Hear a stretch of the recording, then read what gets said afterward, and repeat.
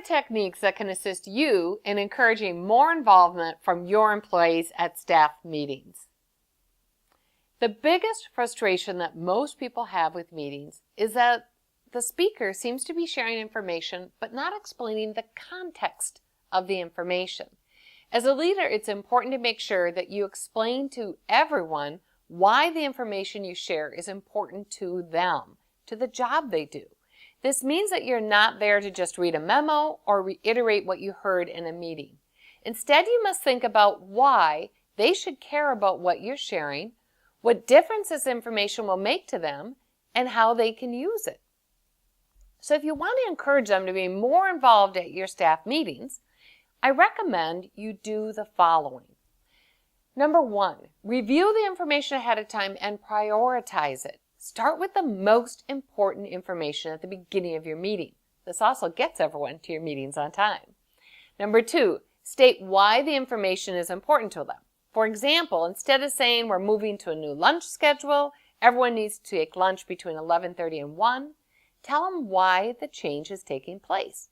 You might say something like, due to the need to deliver higher customer service and to make sure we're available to clients during lunch hours, we're now going to have everyone take lunch between 11:30 and 1.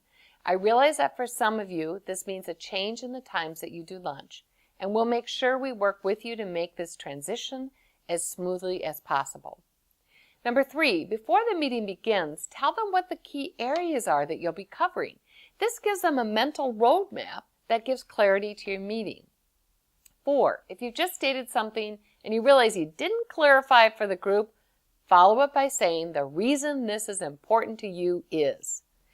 Number 5, have people at the staff meeting answer the question, why is this information important to you? This will allow you to see who's grasping the context of the message that you're sharing. Number 6, have different people in your group lead certain sections of the meeting rather than having it all fall on your shoulders.